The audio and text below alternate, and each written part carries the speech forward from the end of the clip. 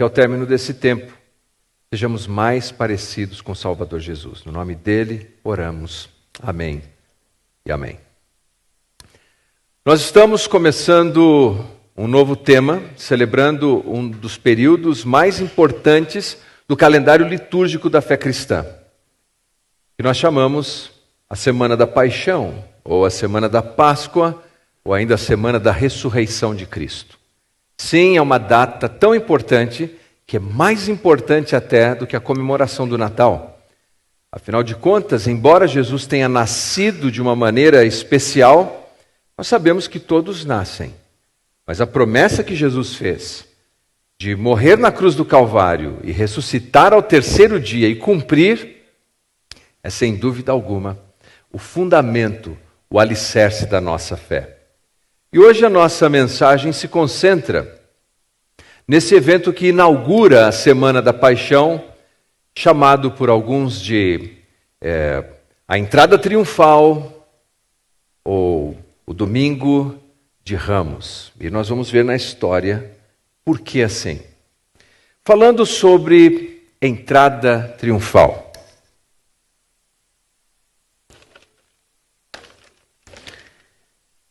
Ninguém na história foi tão eficiente em realizar a entrada triunfal quanto os romanos. Os romanos, eles eram especialistas em organizar grandes desfiles que impactavam as pessoas, deixava literalmente todo mundo boquiaberto. Eles faziam coisas grandiosas, espetaculares, mas a entrada triunfal para os romanos acontecia em situações muito específicas. Não era coisa assim corriqueira de fazer todo dia. Normalmente, a entrada triunfal ela era oferecida a um general que ia à guerra, que conquistava o território inimigo, triunfava sobre pelo menos 5.000 soldados e voltava então com espólio de guerra e com prisioneiros. E quando chegava em Roma, ele subia numa carruagem dourada. Consegue imaginar essa cena? Ele subia numa carruagem dourada e enquanto ele desfilava, as pessoas jogavam flores, gritavam o nome dele, diziam, "Io triunfe! Aí vai o triunfo!" Os sacerdotes dos templos queimavam incenso. A experiência era sensorial.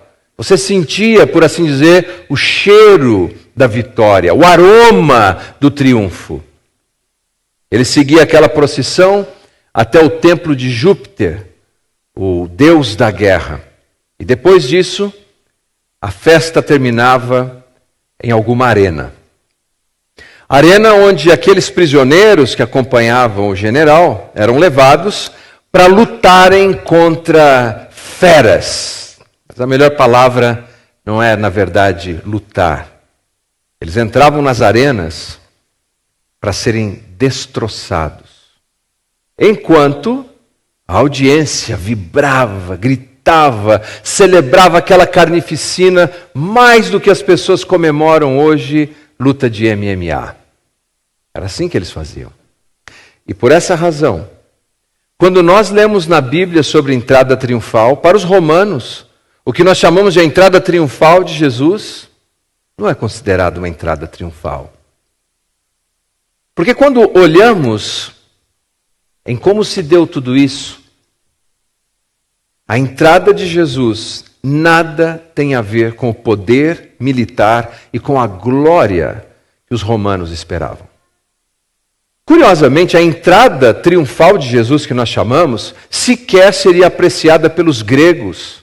Afinal de contas, os gregos admiravam pessoas que tinham a capacidade de discutir a filosofia especulativa.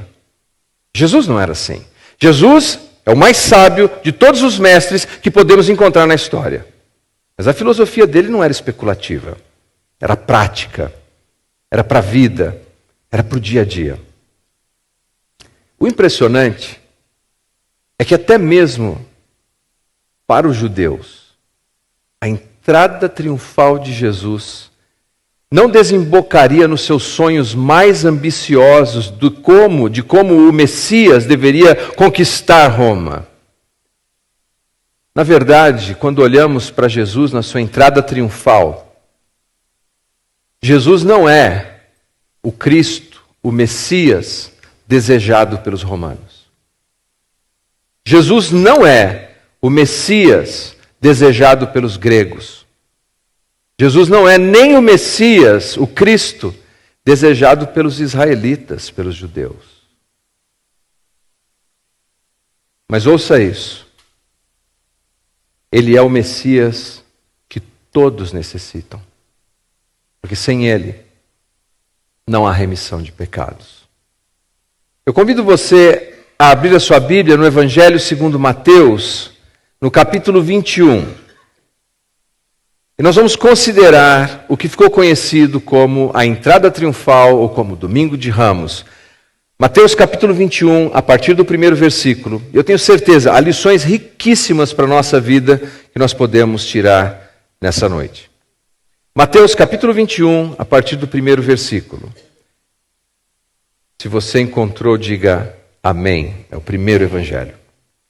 Quando se aproximaram de Jerusalém e chegaram a Betfagé, ao Monte das Oliveiras, enviou Jesus 2 discípulos, dizendo-lhes: Ide à aldeia que está aí diante de vós, e logo achareis presa uma jumenta, e com ela um jumentinho.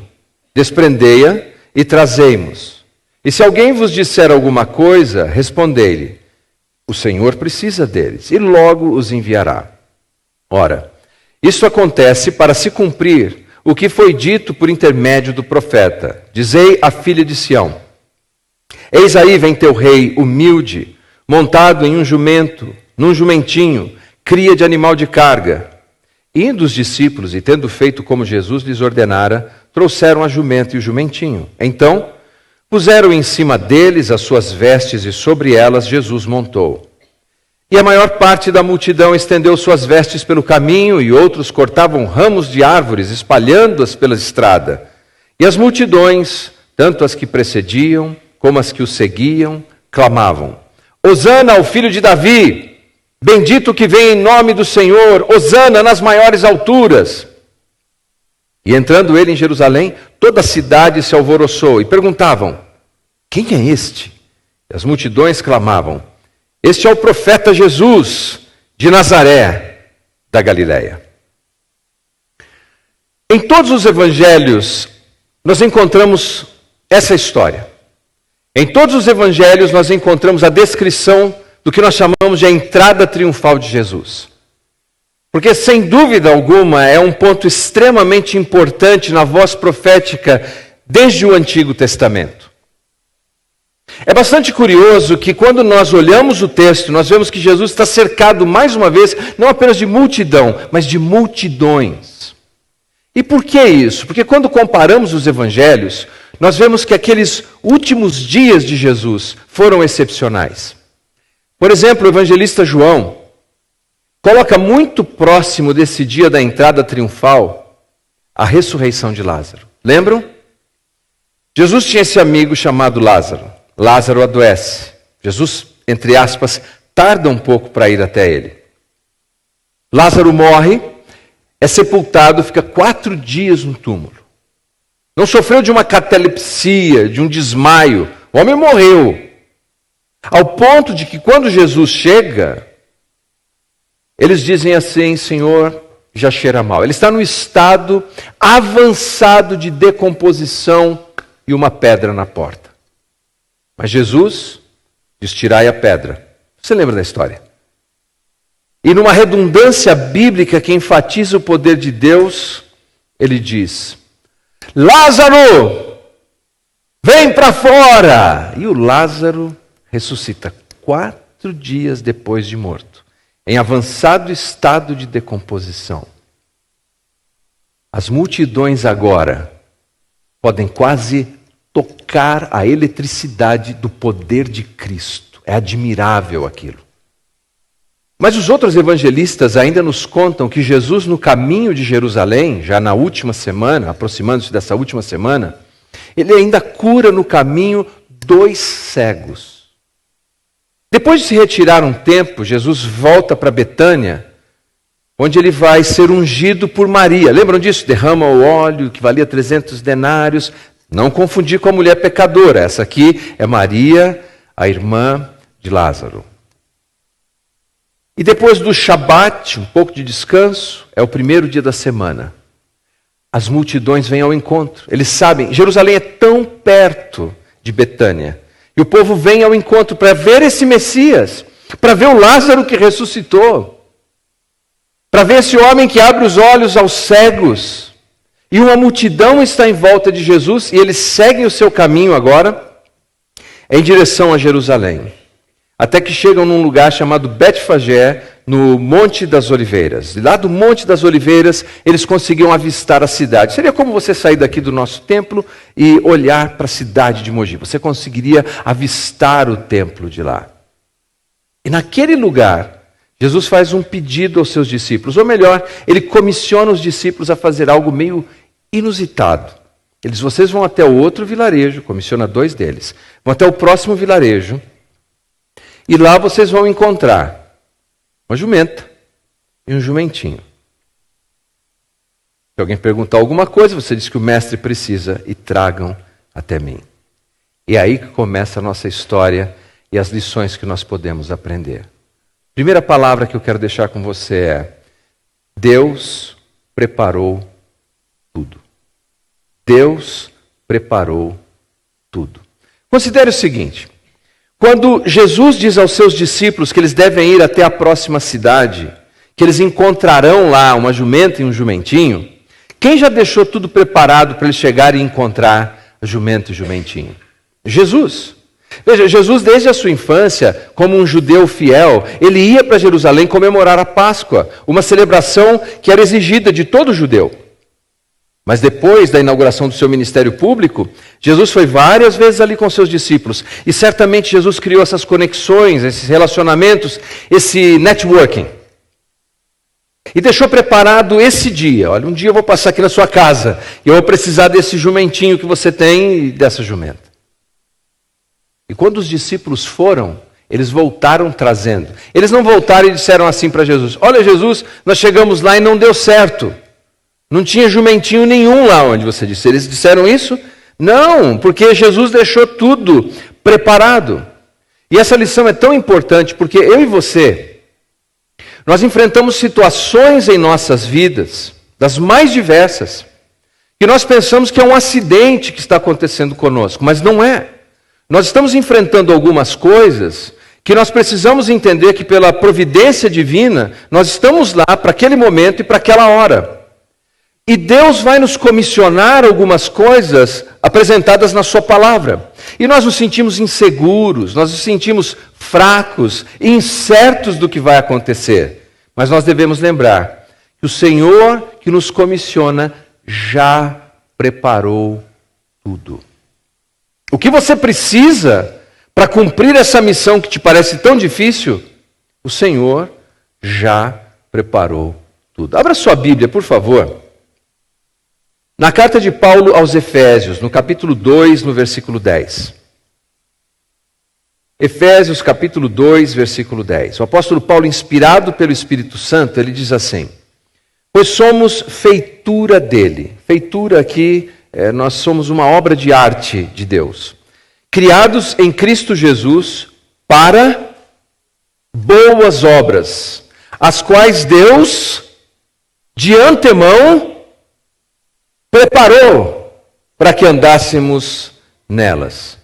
Deus preparou já as obras que nós precisamos realizar. Deus preparou já o caminho que você precisa trilhar. E porque nós temos a certeza que Deus preparou, apenas nos cabe fazer uma coisa: obedecer.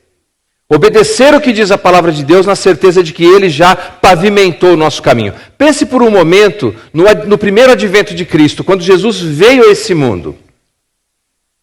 A Bíblia nos diz, na carta de Paulo aos Gálatas, que Jesus veio a esse mundo na plenitude dos tempos. O que seria a plenitude dos tempos? A hora certa. Jesus veio na hora certa, nem antes nem depois, mas na hora certa. Como Deus preparou isso?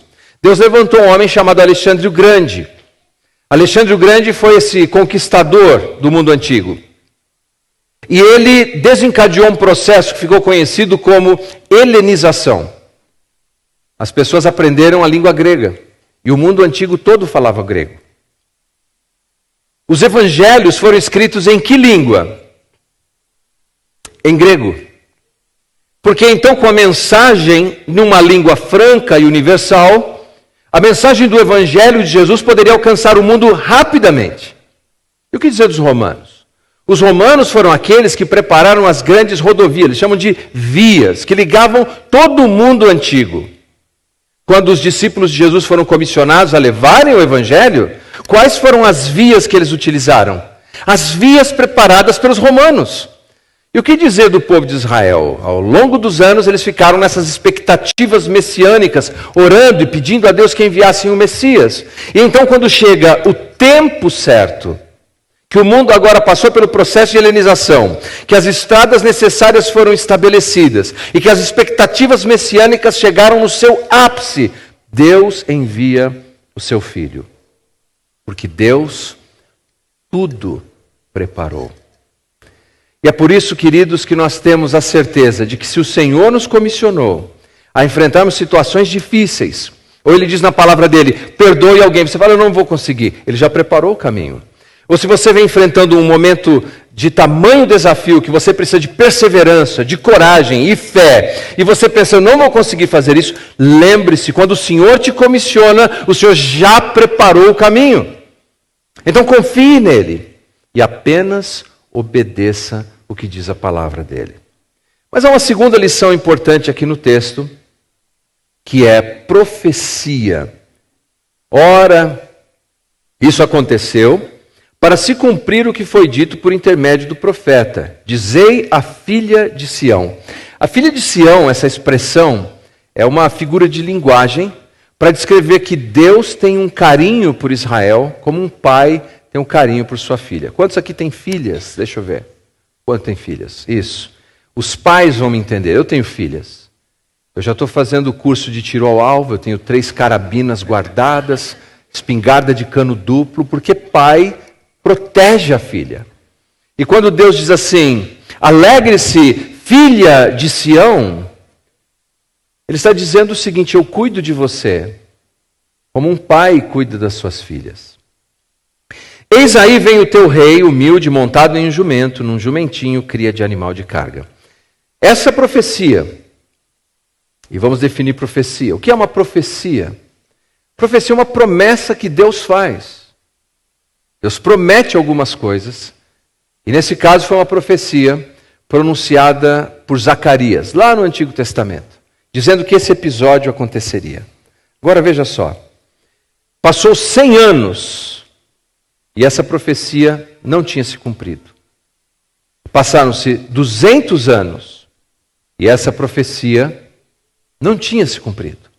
Passaram-se 300 anos, essa profecia não tinha se cumprido. Você acredita que passaram-se 400 anos e essa profecia não tinha se cumprido? Algumas pessoas diziam, está vendo? Não vai acontecer. Não vai se cumprir. Isso tudo que foi dito não vai se materializar na história. Passaram-se 500 anos. E então entra Jesus em Jerusalém sobre um jumentinho, cumprindo a profecia, o oráculo pronunciado por Zacarias. Porque, meus queridos, o que Deus promete, Deus cumpre. O que Deus promete, Deus cumpre. Pode ser que esteja demorando.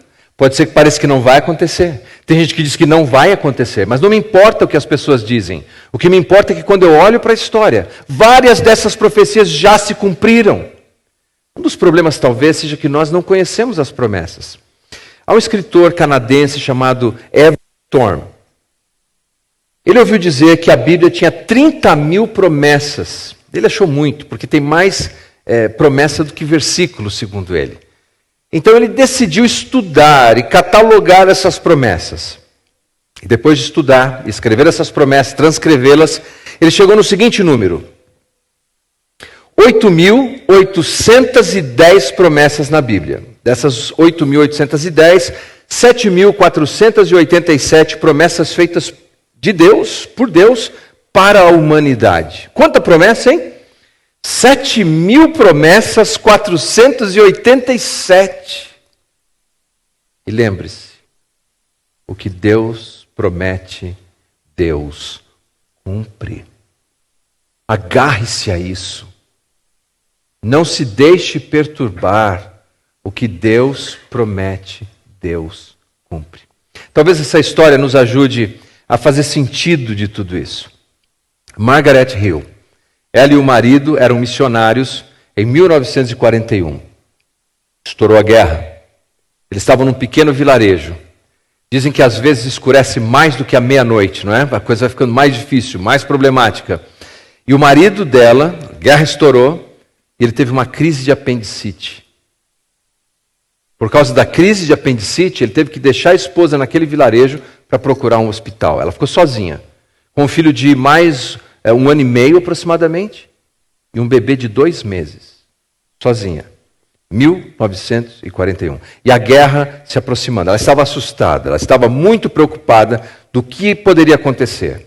Todo dia alguém dizia a ela, nós vamos ter que evacuar o vilarejo, nós vamos ter que ir embora, os inimigos estão chegando. Cada vez mais perto o exército inimigo, nós vamos ter que ir embora daqui. Mas você sabe que em 1941 não existia celular, nem WhatsApp, para dizer para o marido, olha, eu estou indo para outro lugar, eu te encontro lá. Essa mulher teve que persistir em fé. E veja o que ela fez. Ela tinha na casa dela, na pequena cabana, um calendário com versículos bíblicos. Então no primeiro dia, sozinha, ela arrancou a página e leu, estava escrito o seguinte, era o Salmo 56:3. Em me vindo o temor, hei de confiar em ti. Aquilo encheu o coração dela de esperança. Mas as más notícias chegavam todos os dias. Então no dia seguinte ela arrancou outra página daquele calendário. E estava escrito, Salmo 9, versículo 10. Em ti, pois, confiam os que conhecem o teu nome. Porque tu, Senhor, não desamparas os que te buscam. E as pessoas continuavam apertando, e agora ela ouvia os tiros, ela ouvia granadas à distância, ela está cada vez mais assustada. Mas no dia seguinte, ela arranca mais uma página e diz assim o texto. Gênesis 50, versículo 21. Não temais, pois eu vos sustentarei, a vós outros e a vossos filhos. Naquela altura ela já não tinha o que oferecer aos filhos para comer em casa. Mas aparece uma senhora e traz leite de cabra. E aparece um outro senhor e traz uma cesta de ovos. E ela viu essas promessas se cumprirem na vida dela. Mas finalmente sozinha e desesperada, porque as pessoas estavam indo embora do vilarejo, naquela noite ela não conseguiu dormir. Ela orou, ela clamou a Deus, esperou chegar amanhã para arrancar de novo a página do calendário e ver uma nova mensagem. E ela se deparou com o Salmo 56:9. No dia em que eu te invocar, baterão em retirada os meus inimigos. Bem sei isto, que Deus é por mim. No final daquele dia, ela viu os moradores retornarem, porque por alguma razão inexplicável, o exército inimigo havia se retirado do lugar. Eu não estou dizendo com isso que você vai experimentar exatamente essas experiências. Eu não estou dizendo com isso que você não vai enfrentar problemas e dificuldades. Ela enfrentou. Eu não estou dizendo com isso que a sua vida vai ser fácil, leve e sem dificuldades. O que eu quero dizer com isso é que o que Deus promete, Deus cumpre. E nós nos agarramos às promessas do Senhor. Há uma outra lição importante. A primeira lição que vimos é a lição do preparo, a segunda da profecia e a terceira da proclamação. Você notou que quando Jesus está entrando em Jerusalém, montado nesse jumentinho, as pessoas vão colocando as suas vestes pelo chão, elas vão colocando galhos e formando um lindo tapete, num gesto que deveria significar submissão à autoridade de Jesus. E eles vêm gritando o seguinte: Hosana! Hosana ao filho de Davi! Bendito que vem em nome do Senhor! Hosana nas maiores alturas! Lembram disso? Boa parte do que eles estão citando, pelo menos duas partes, faz parte da composição do Salmo 118, que era um hino costumeiramente cantado pelos judeus durante a Páscoa. A palavra Hosana significa salva-nos agora. A primeira vez que eu entrei numa igreja evangélica, porque eu não venho de família evangélica, eles estavam cantando Hosana, Hosana. Eu pensei, quem é essa mulher? Deve ter sido uma mulher muito importante, porque eu não fazia a menor. Hosana? Mas Hosana é a transliteração de uma palavra hebraica, Yashaná, que significa, é um pedido, é alguém clamando por socorro, socorre-nos agora, salva-nos agora. Seria como você imaginar que você está na beira de um abismo, segurando uma raiz, com medo de despencar dali, e você ouve passos e você começa a gritar, Hosana! Socorro, socorro! É isso que significa. Mas com o passar dos anos, Hosana recebeu um novo sentido. Não apenas de salva-nos agora, mas também de uma expressão de louvor, uma expressão de admiração, de salvou. Me permita um exemplo futebolístico. Eu não vou dizer o nome do time, porque eu não quero criar polêmica com ninguém. Mas imagine o seguinte, que esse time está no ano de 2005, na cidade de Yokohama, no Japão. O time vai jogar contra o Liverpool. Eles têm um dos melhores cobradores de falta da história, Gerhard. Não vou dizer o nome de time, não tem interesse nisso. Preparam a barreira. Gerhard cobra com perfeição. A bola vai onde costumam dizer os locutores, onde dorme a coruja. Lá no triângulo. Mas aí o seu goleiro, aquele goleiro excepcional, que está no livro dos recordes, numa explosão muscular, ele salta ao encontro da bola e com o movimento do braço perfeito, ele defende a bola que está indo no ângulo. Antes dele defender, você está dizendo, salva, salva, salva, salva, salva.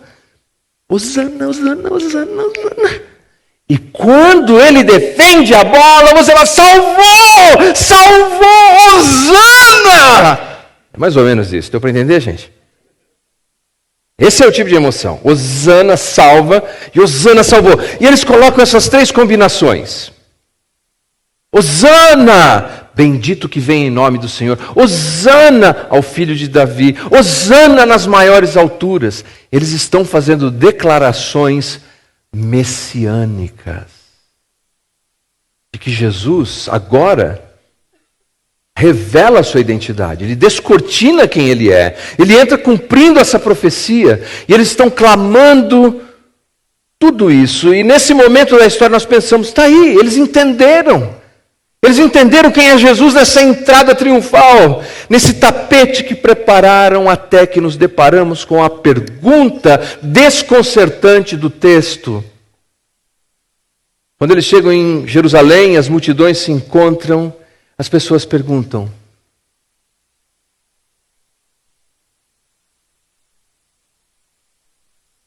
quem é esse? E você esperaria que eles dissessem, é o Messias! É o ungido, é o Cristo prometido, nosso Salvador. Mas eles respondem, esse aí é Jesus, o profeta de Nazaré, lá da Galileia. Eles nem atentaram que Jesus é de Belém, da Judéia? Ele é o herdeiro legítimo do trono de Davi? Eles não entenderam plenamente quem ele era. Por quê?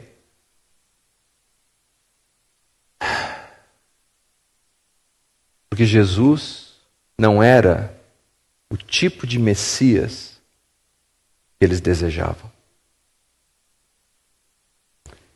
Por isso, em uma semana, os mesmos que gritavam Hosana, gritariam, crucifica-o. Desse tipo, eu não quero. Eu quero um que esmague Roma. Eu quero um que inaugure um reino de prosperidade, de saúde física, de sucesso material.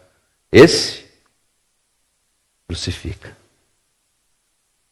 Jesus estava pronto para usar esse tipo de coroa. Mas eles estavam desejando um Jesus romano.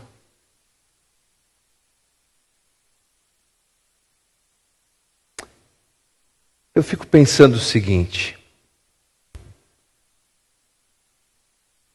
será que nós não somos como eles? Nós queremos um Jesus que traga prosperidade financeira para a nossa vida agora, encha a nossa carteira de dinheiro. Nós queremos um Jesus que traga cura física imediatamente para os nossos corpos. Nós queremos um Jesus que traga solução para os nossos problemas familiares na hora. Meus queridos,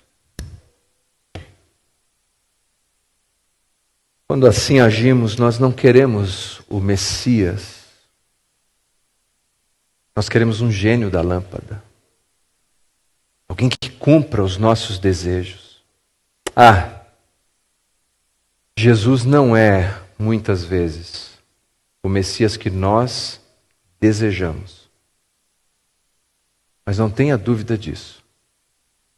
Ele é o Messias, o Cristo, o Salvador, que nós desesperadamente precisamos. Nós precisamos dele. Talvez nós não desejamos o caminho que ele faz, a coroa, a cruz que ele carrega e nos desafia a carregar. Mas sem ele, nós estamos eternamente perdidos, sem esperança para o futuro e sem a remissão dos nossos pecados. Essa pergunta do texto deve ecoar para todos nós e somente e individualmente podemos responder. Quem é este? Quem é para você? Quem é Jesus para você? E a resposta a essa pergunta vai fazer toda a diferença na sua vida. Por favor, coloque em pé.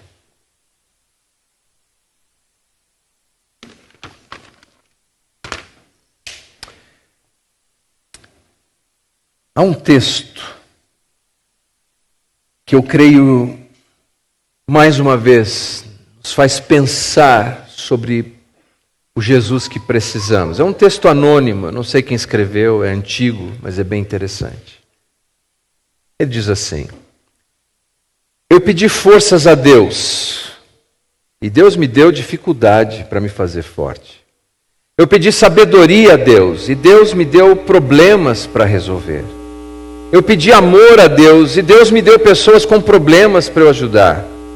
Eu pedi favores a Deus, e Deus me deu oportunidades. Eu não recebi nada do que pedi a Deus, mas tive tudo o que precisava de Deus. Esse é o Salvador que nós temos. Nem sempre vai dar tudo o que nós desejamos, mas creia, Ele vai dar o que nós precisamos.